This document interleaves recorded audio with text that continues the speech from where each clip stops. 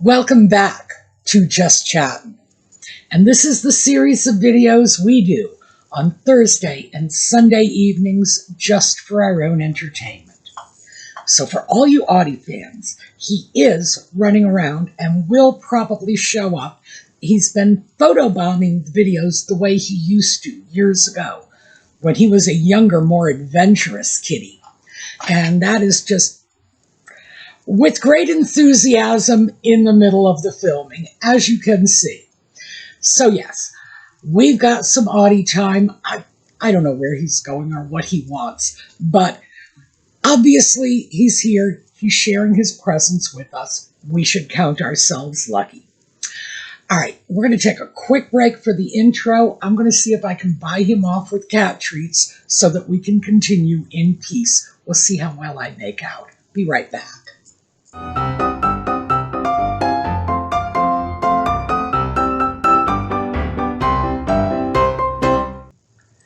So, the big news that has been splashed all over headlines around the world in the past week involving the royals is about Prince Andrew.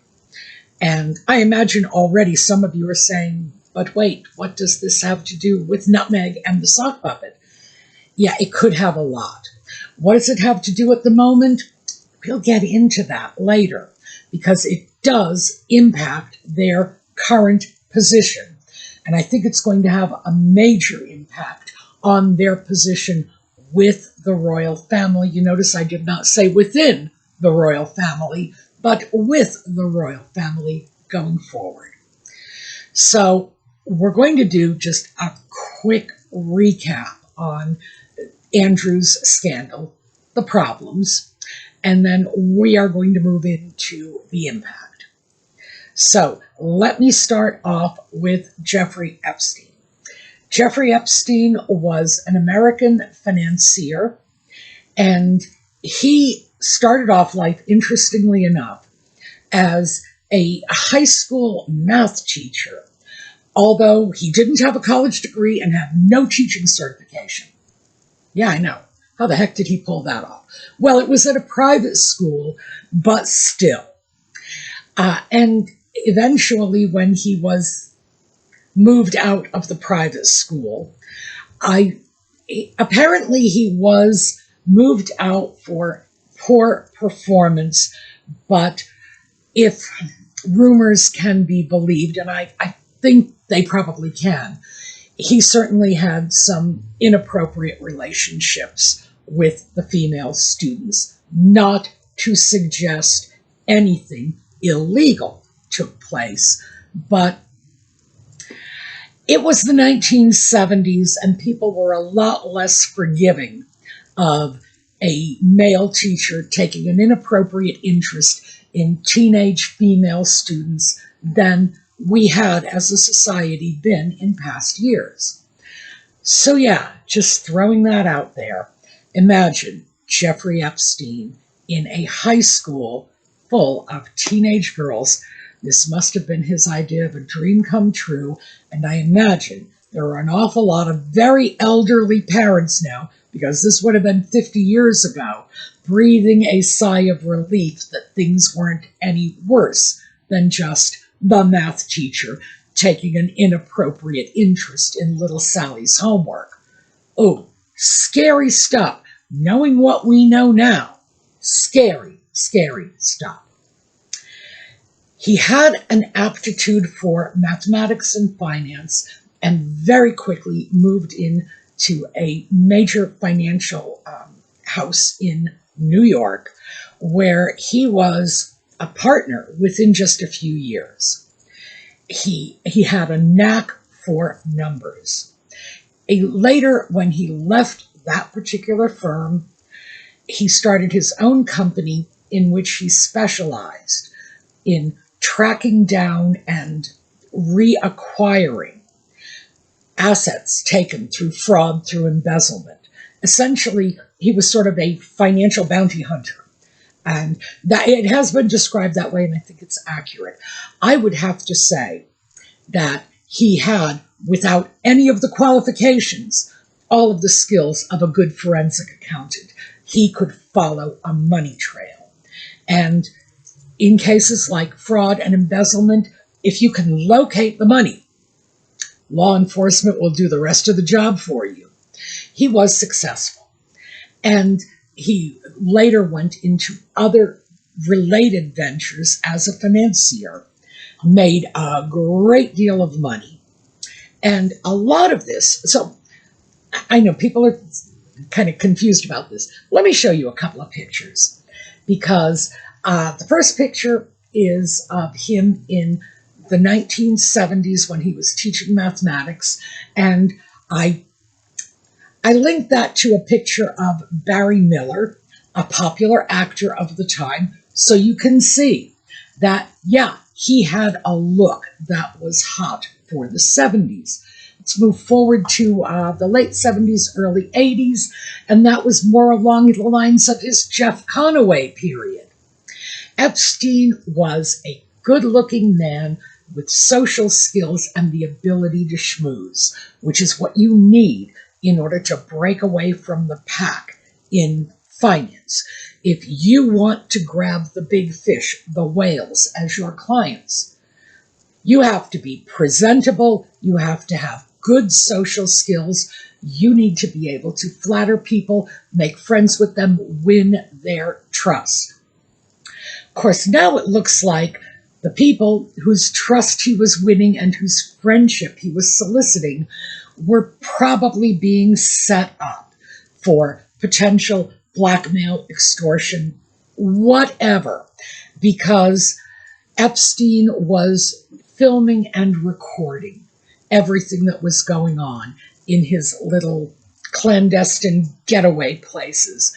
He had an island, for heaven's sake, and they had parties of the sort you would not want your grandmother to attend. Let's just put it that way. And he was developing a reputation as a man about town, a man who could have a good time, a man who knew where the girls and the cocaine was to be had. This is around the point where he hooked up with Ghislaine Maxwell.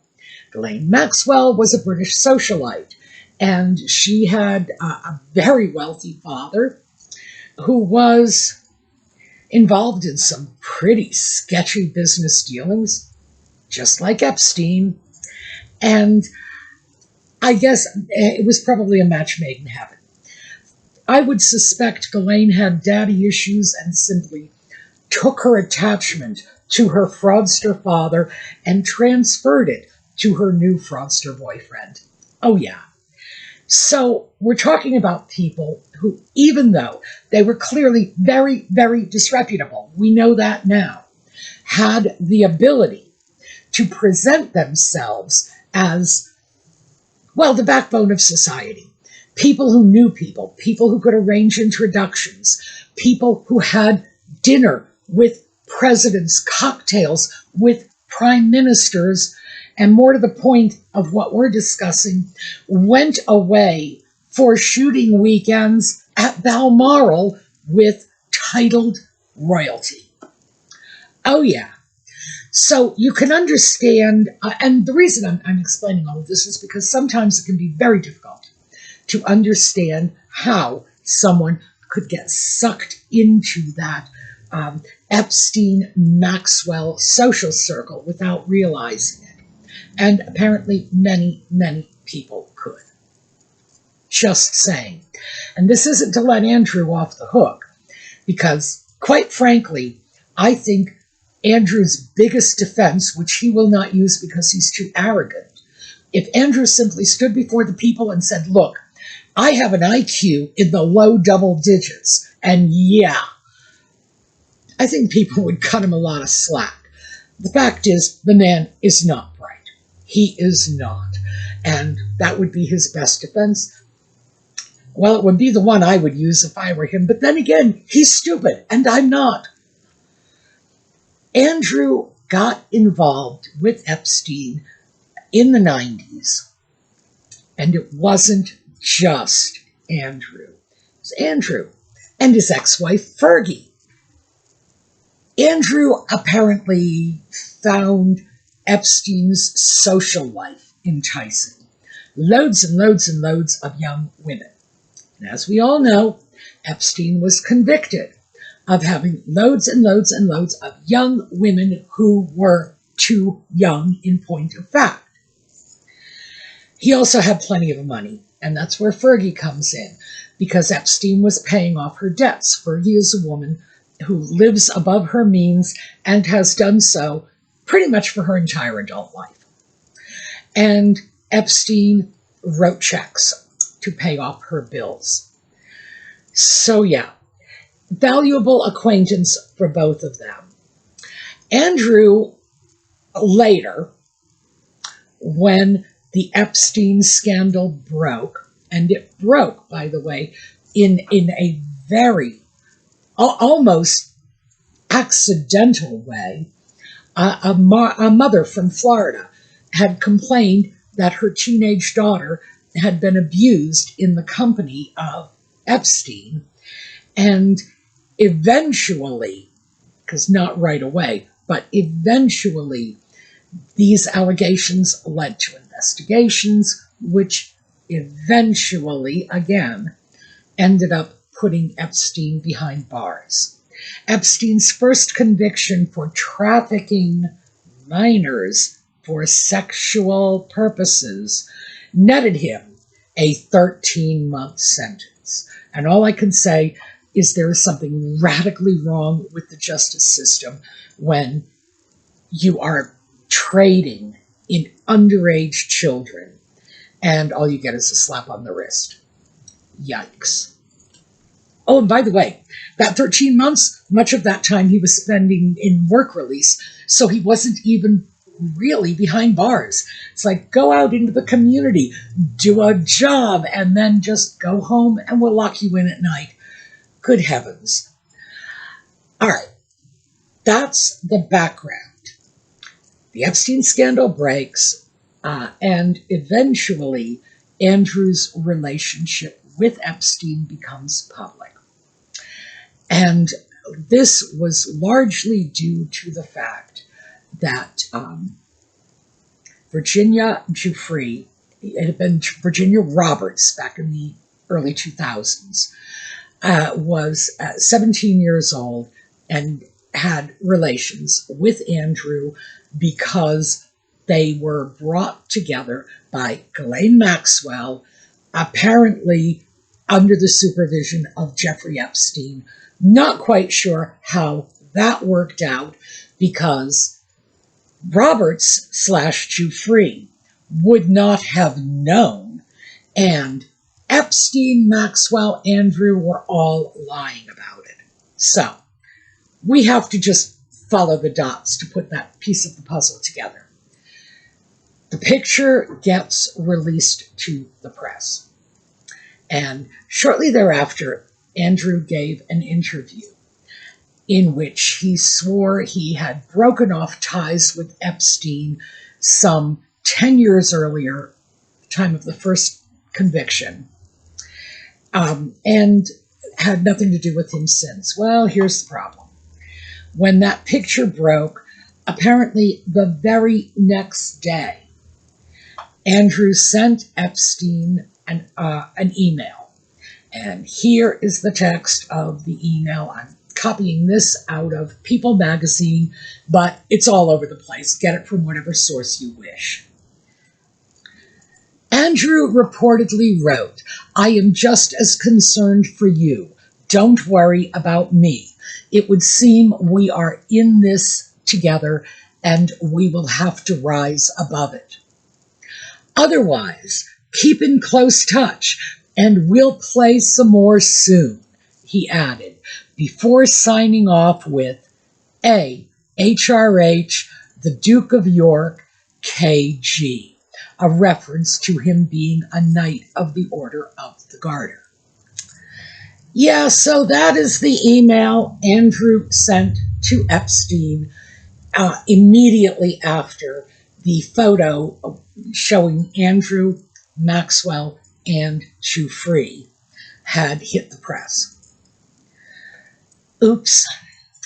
And as I say, in an interview that was one of the most cringeworthy interviews I've ever seen in my life, Andrew, who did not acquit himself well, which, by the way, I think is a masterpiece of understatement, had claimed he had cut ties with Epstein long before. Meanwhile, just a month ago, because we're hitting the third week of October, this was the third week of September, Fergie's emails to Epstein were released to the public. And I have that linked in the video notes below, but let's just take a look at a few of the highlights. As you know, I did not, absolutely not, say the P word about you, but understand it was reported that I did, she wrote. I know you feel hellaciously let down by me. You have always been a steadfast, generous, and supreme friend to me and my family. Yeah, there we go. And Fergie's situation was a lot more back and forth, up and down. She, of course, said that she had cut ties with Epstein long before, as did Andrew, and she described her relationship with him as being a massive error in judgment, that she abhorred the P word, and on and on and on. And then in the very next moment, she is emailing Epstein, denying the validity of everything she has said to distance herself from her relationship with Epstein. And then when it comes out, she says that he threatened her life and her family. And, well, you can say anything because Epstein's dead now. It's not like he can contradict it. And it's just absurd. I do not believe for an instant that Epstein threatened her life or her family. That doesn't seem to be consistent with this guy's MO. Did he threaten to go public with information he had on her? Maybe. But this guy is not a hoodlum. He is not going around, with a baseball bat whacking people in the head. And of all of the things people have said about him, the fact that he was violent was never dropped by anyone. So take it for what it's worth.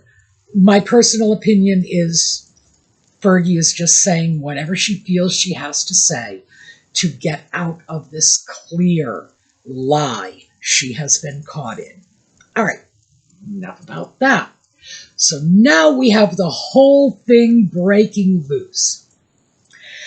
And according to the media, what has happened is Andrew has been stripped of his titles, possibly, or renounced his titles, possibly. But if you look very closely at what's going on, neither of those are true. Andrew has decided not to use his titles.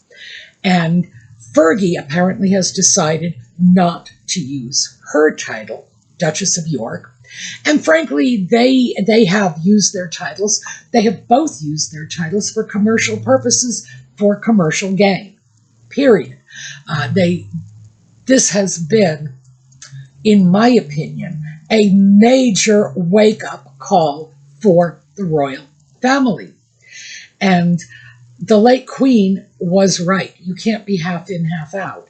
And definitely the Yorks have for a long time been half in, half out, whether or not it was specifically laid out in those terms.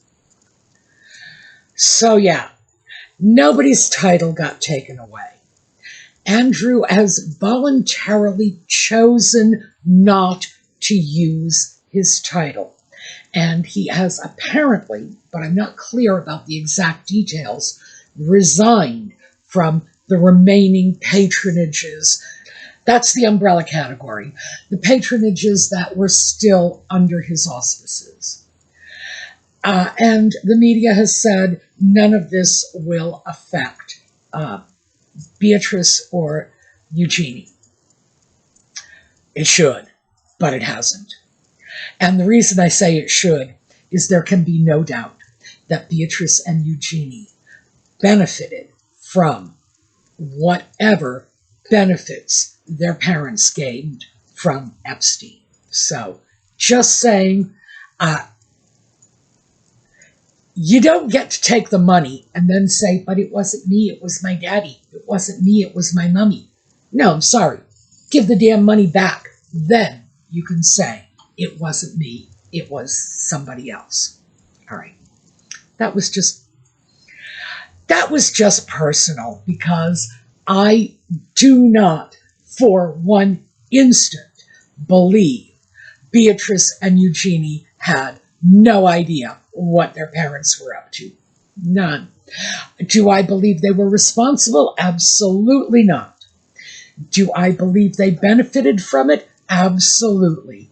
Do I believe they may still be benefiting from whatever deals, connections, money their parents may have received?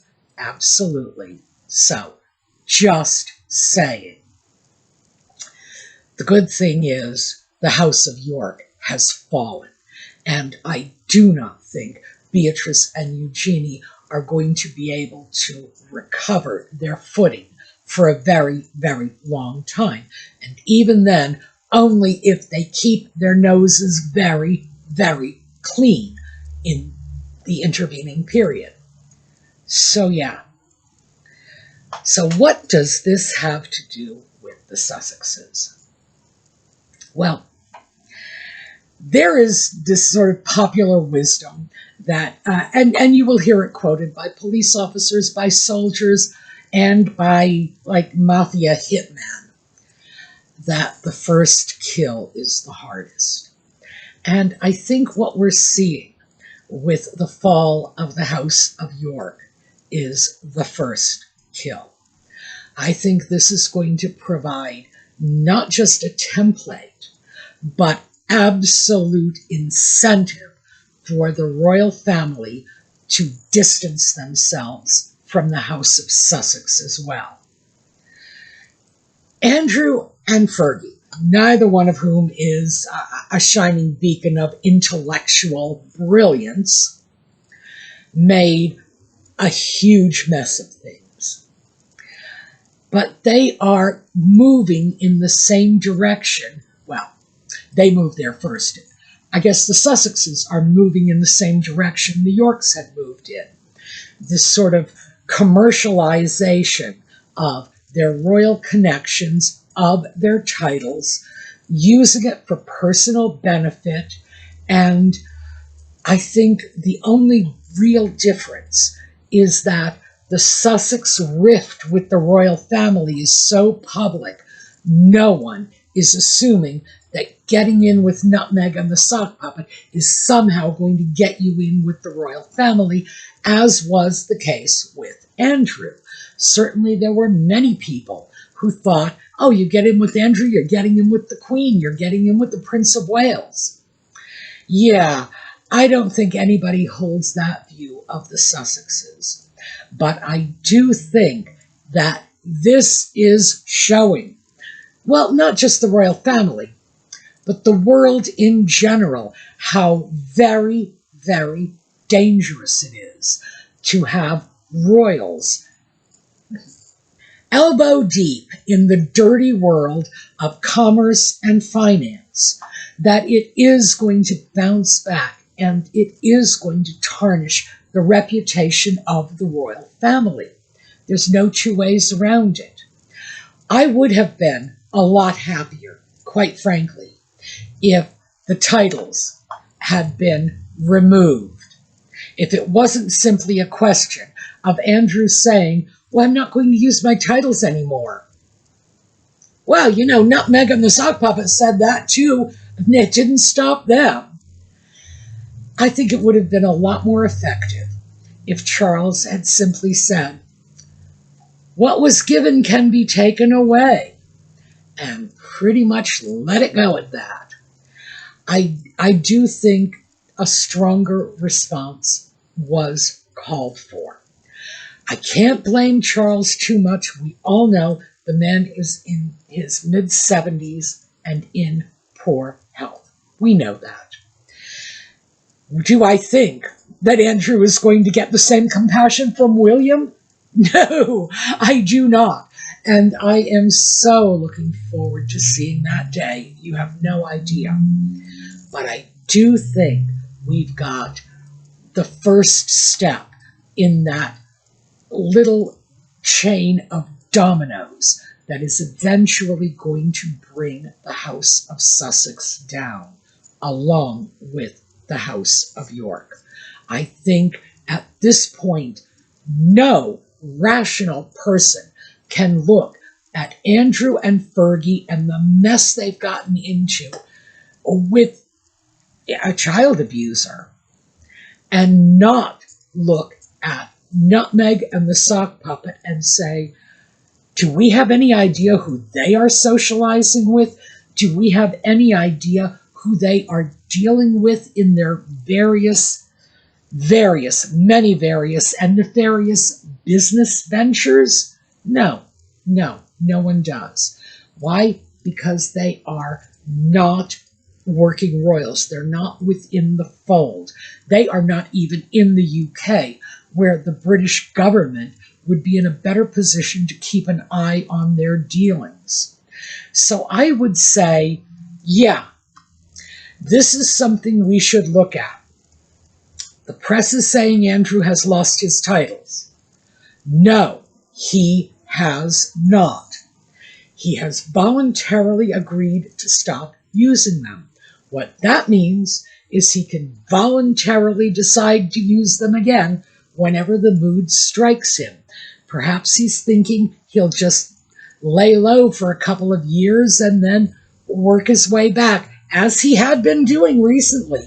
He and his ex-wife, which is so bizarre, I don't even have words for that. It's like the disgraced prince and his former wife working their way back into the bosom of the royal family. How strange is that? You just can't make this stuff up. So we know he's already tried that once before. Is he going to try it again? Oh, very likely. Very likely. We need to look at this. And then we have point number 2, which is the part of the story the media is not looking at, is the very, very clear parallels to the situation between the Yorks and the Sussexes. And that is, gosh, that is like the elephant in the room. I don't know how people cannot be looking at that. And I would say that, yeah, once the first domino is knocked down, the second one will follow. And I think, therefore, this is a good thing.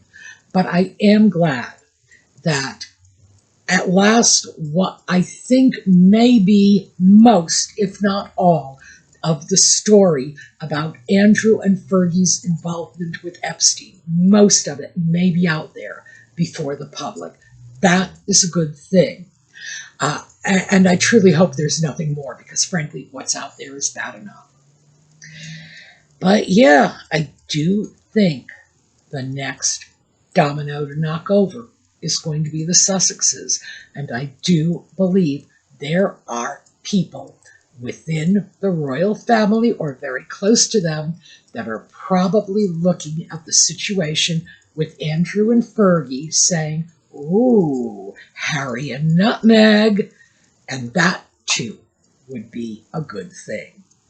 So that's what I have for you tonight. We are going to take a look at a slideshow on the way out. I hope to see you all again next time. And in the meanwhile, have a terrific day.